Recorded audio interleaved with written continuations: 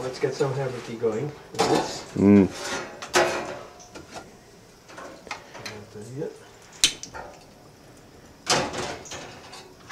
I like living outside mainly because you don't have to bother with sound insulation and stuff like that. You know, you live in town and it's a constant noise. You sort of block it out, but it's a constant kind of hum, even if it's very quiet. You can spend thousands on insulation and so on, and then you live like, you go to Dublin or London, you know, and you're recording in these places kind of in a cellar.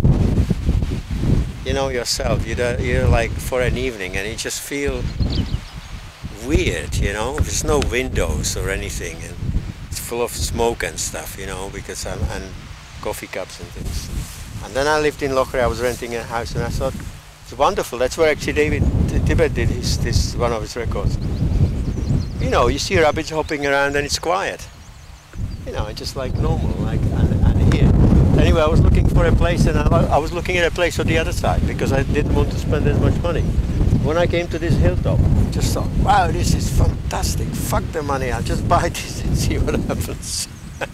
So I spent all the money on the land, and I had to get some money together to get a road to it, and then some more to get the house, you know, and kind of that's why I'm doing everything myself. But in the process, I realized as soon as I started putting foundations, I really enjoy doing that, you know, like bricklaying and sawing the wood, and I think, oh, this is wonderful. If I was a millionaire, I'd never have anybody to do this. I just do it myself, you know, and I just give the million away. So you reckon I should get a steady job with a pension and slave away each day 9 to 5 for life?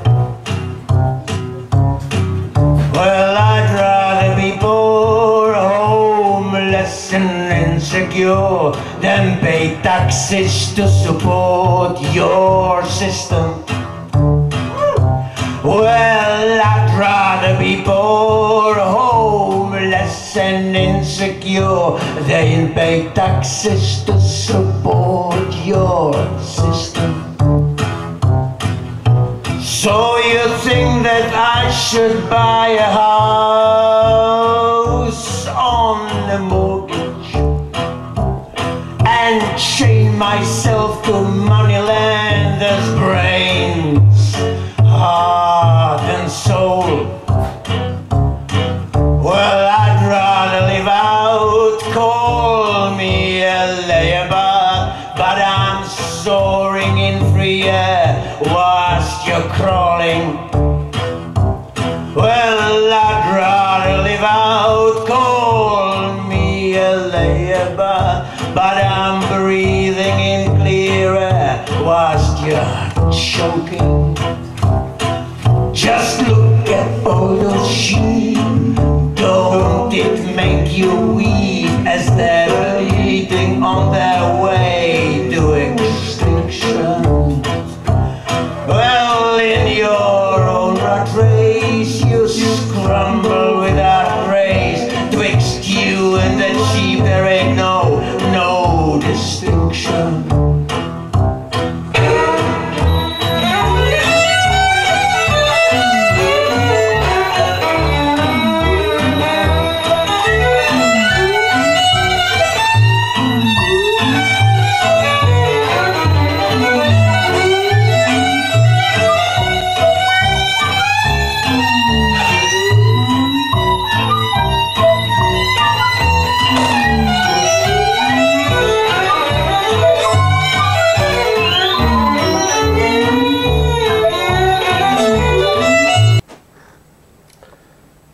So what was the first type of music that you were playing? I suppose classically, you know, on a piano, like Chopin and that kind of stuff. And then I kind of, oh, okay. Then I played in a jazz band. I can't remember what I played in. Well, I played various things. I played banjo and a guitar, and it's as it was needed. And then I played double bass in it. And then I suppose played in folk bands and rock bands and stuff like that. Yeah. How did you come upon playing more drones and avant-garde stuff? Yeah. Avant-garde stuff. Well, it really was through Steve. You know, I'll kind of thought that I do something a bit more interesting. I make money first, I thought, and I do something more interesting, but it just ended up the other way around. Because I had all these bands and I thought I'd make a bit of money, but as soon as you start making money, the band falls apart. People are very sort of unrealistic in music business very often, you know.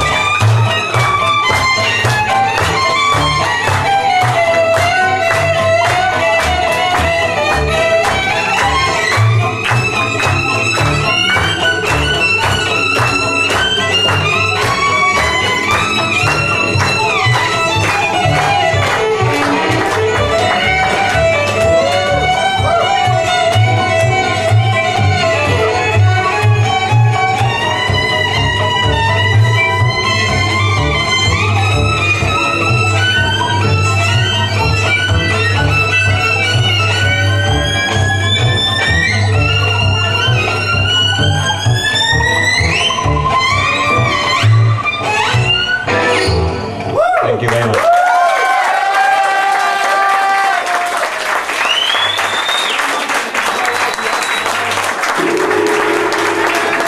Well done.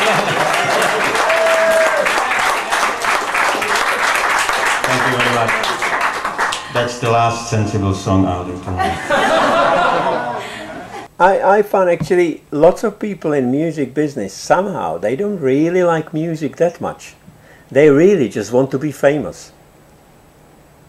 You know, and I mean, that goes right to the top. I mean, you see lots of the guys, you know, when they finish, they don't actually go and do some interesting music.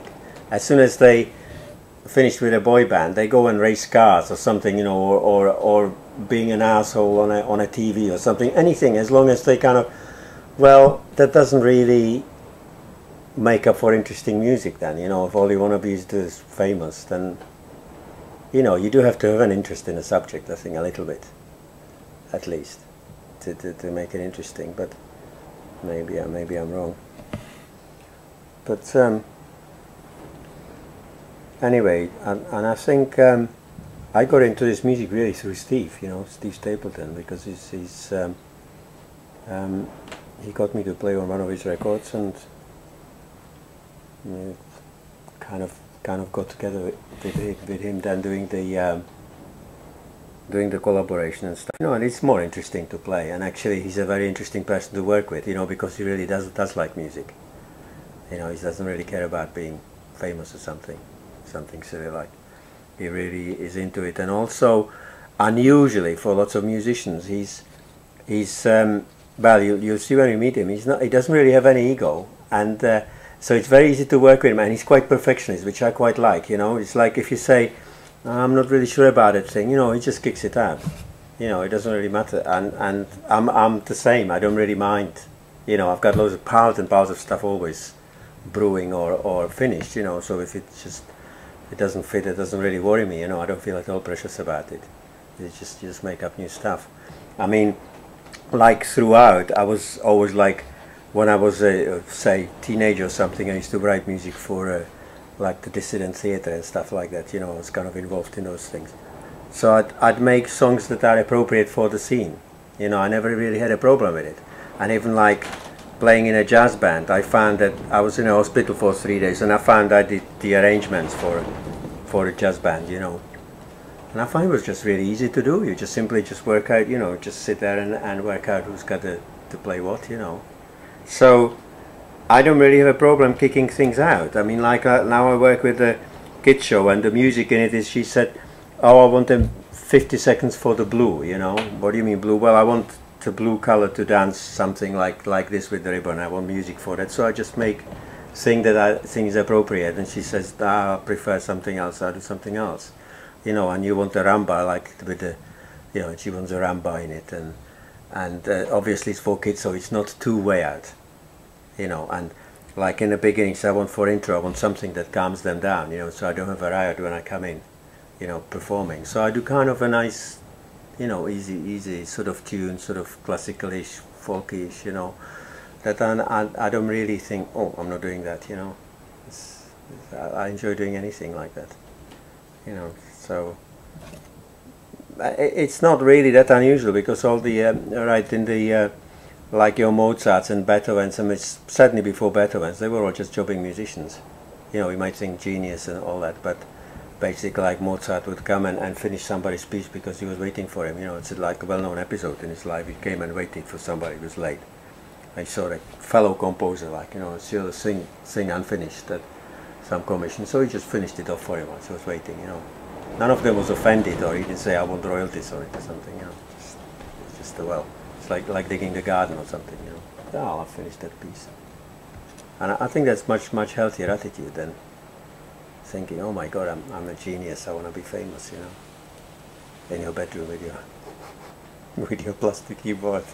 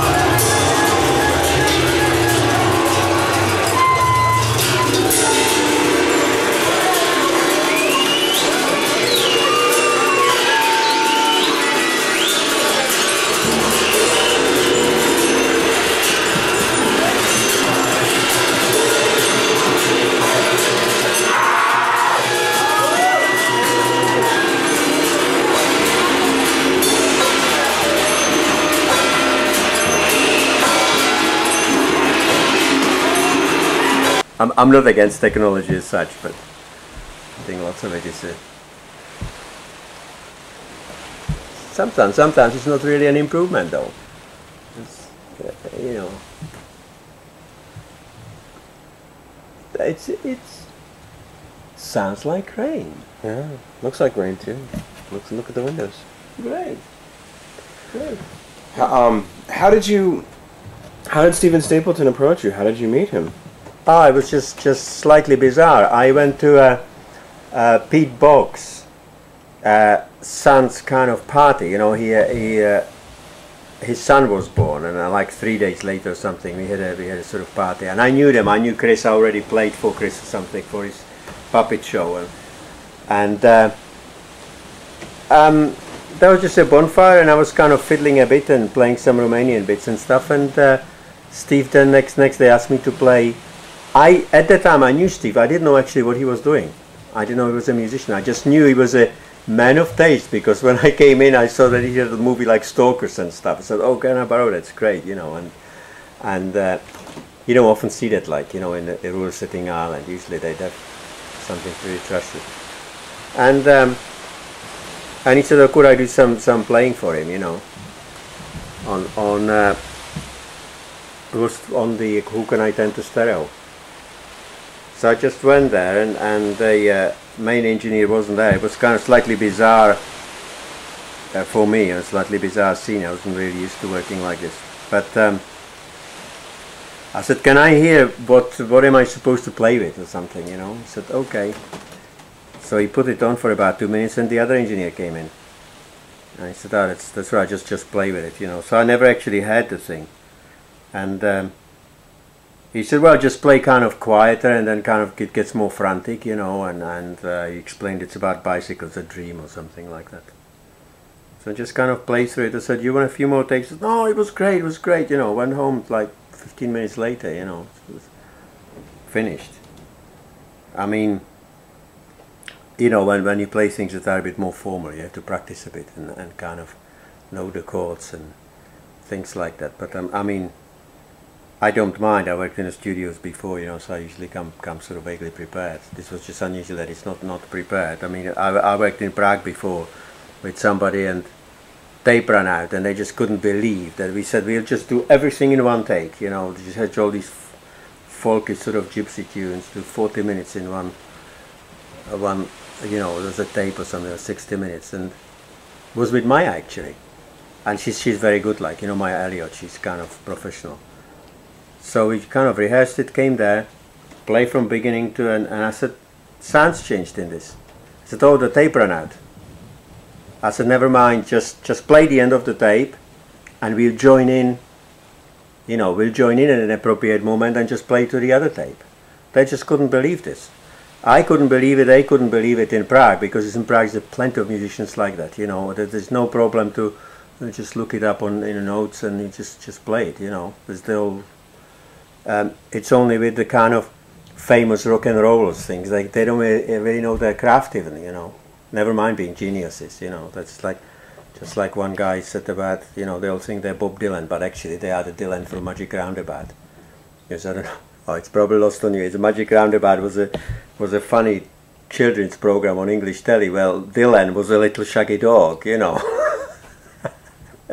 You know, I think they're Bob Dylan, but actually they're Dylan from the Magic Roundabout. Just over heaven, warm slugways, smooth severed paper in some blessed young ways. I views his heart,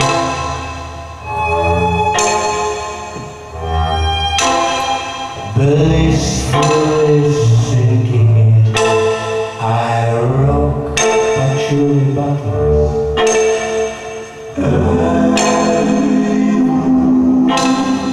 Bring the warm comfort.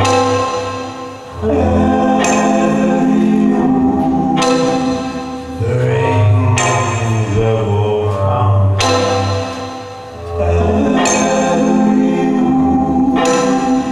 Bring the warm comfort.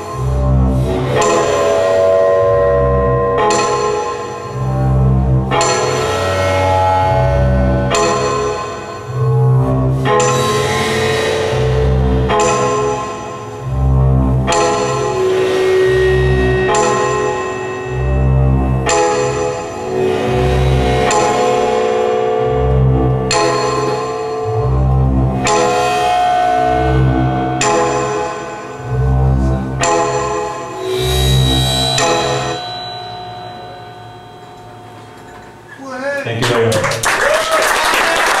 Tiny, somebody gave them to me. That's a lime tree. It's in, yeah. I planted 2 rows of them. Somebody gave them to me or sold them very, very cheap.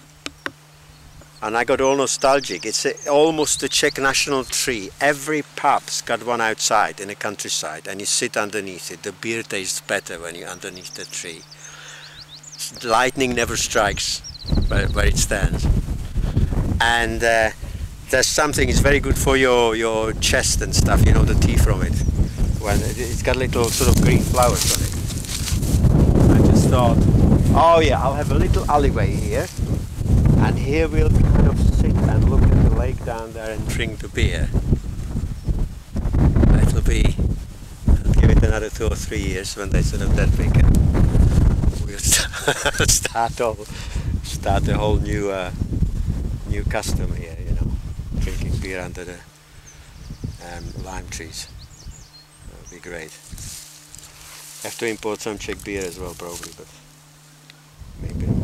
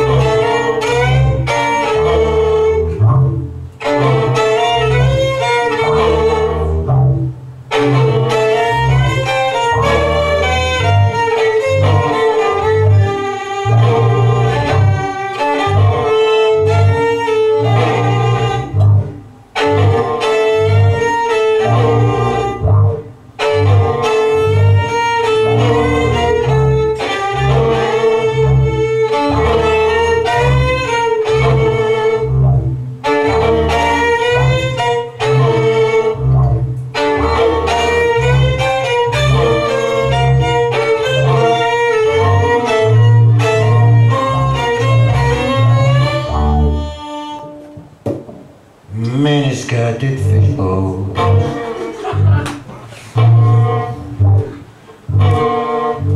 filling Earth's burning hurt.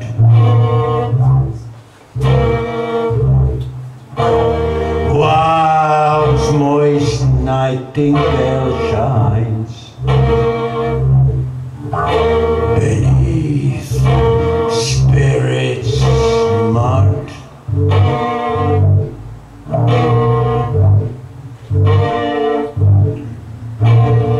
Drunkard's nose after 1,000 late stars, yet small cranes devour my brushwood home.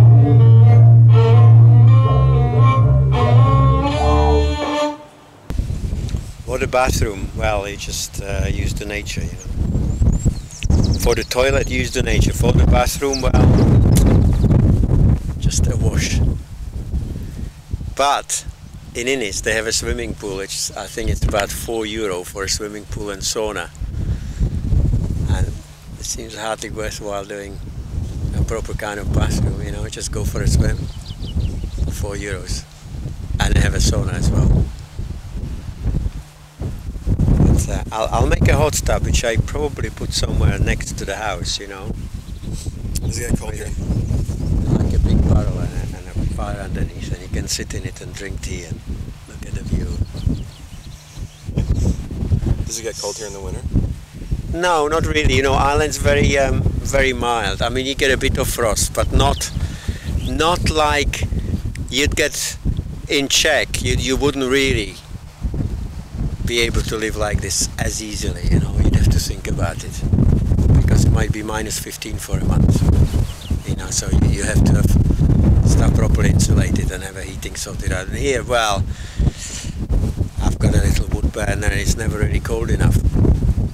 You know, you come in after 3 days out when it's quite cold. You know, before it heats up, and you're a bit cold, but you know, you don't get frostbite. It's not. It's a disadvantage sort of in Ireland, because actually most houses are really cold, because they never had to bother about thinking about it seriously. You know, if you go to Germany or Czech or Sweden or something, you know, it's really warm, because if you don't keep warm in the winter, you die. So over the centuries they had to work out how to do this. But here, well, there's no need for it. So, you know, I don't even have a proper winter coat. You know, you don't need it. Might be cold once or twice a year. So, wet, that's different. It's always raining here, but not today. No, today it's great, and it's probably quite warm everywhere. Just on top of the hill is a bit windy. They did say there was a lot of northerly wind. It's not a lot.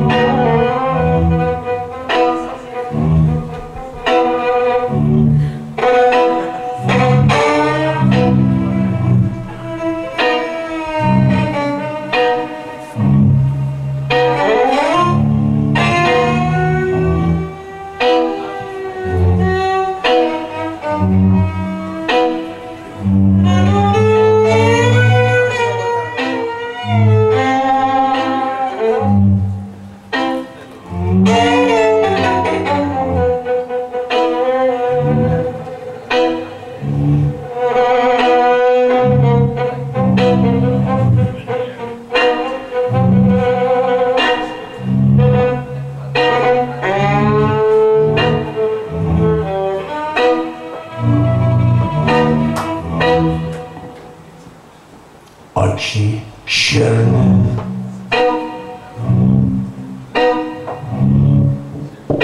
jak dva uhle.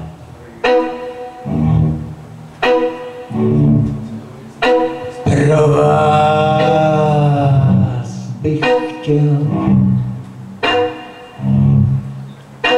ležet v truhle. Ležet v truhle.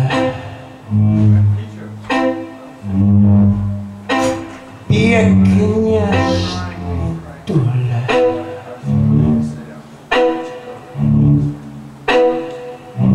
Třeba tamhle.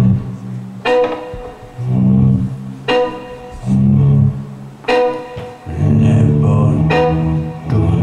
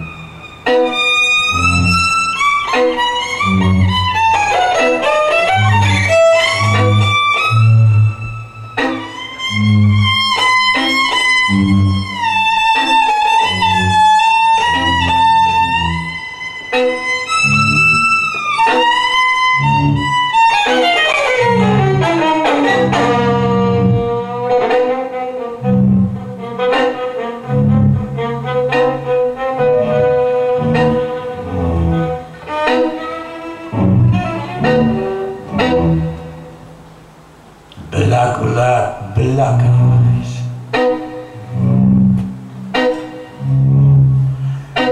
Midnight raven.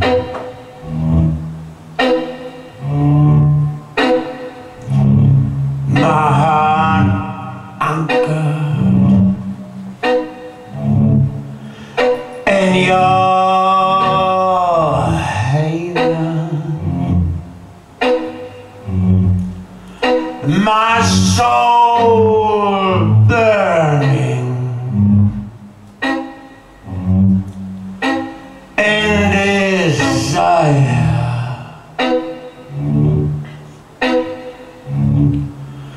Spread your wings, quench my